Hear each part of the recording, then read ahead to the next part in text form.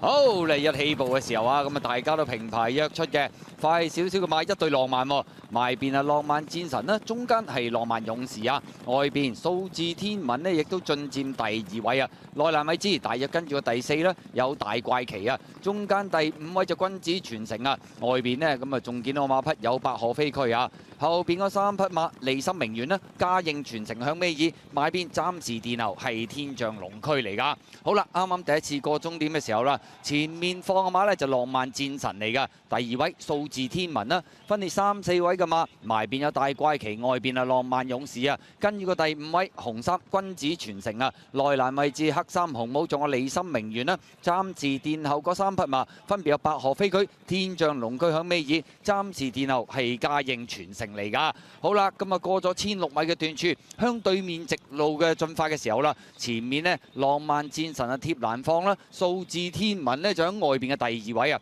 後邊嘅第3位啦，有大怪奇啦，咁啊上嗰啲口啊一路鬥住第3啊，浪漫勇士依家咬住第4啊，第5位嘅馬有利心名媛啊，咁啊後邊嗰4匹馬君子傳承啦，尾3位置橙帽啊百賀飛駒、天象龍駒又上咗少少咯，響內欄尾3藍衫嗰匹啊，暫時殿後係嘉應傳承嚟嘅，向住1000米嘅段處進發啊，大家個位置變動上面喐動都唔大㗎，浪漫戰神仲係貼欄放嘅。數字天文就跟住第2位，大怪奇就第3啦，第4位外邊呢仲有浪漫勇士啊，埋邊第5利心名媛啦，後邊個4匹馬天象龍駒內欄尾4啊上咗少少，出邊有君子傳承啊，尾二位置百賀飛駒啊，暫時殿後係嘉應傳承嚟㗎。好啦，轉彎入直路咁滯咯，前面浪漫戰神仲係佔先嘅，數字天文開始喺外邊呢就逼佢㗎啦，後邊嘅第3位有大怪奇拱咗浪漫勇士出去，埋邊利心名媛偷位上，後多層嘅話仲有天象龍駒啊，最後直路啦，前面浪漫戰神埋邊鬥緊數字天文啊，外邊浪漫勇士追緊，中間壓住嚟跑，仲有大怪奇啊，最後200米啦，見到透出仲係呢隻數字天文鬥緊呢隻浪漫戰神啦，外邊浪漫勇士上緊嚟，後邊嘅馬仲有大怪奇，最後100米都數字天文佔先，但係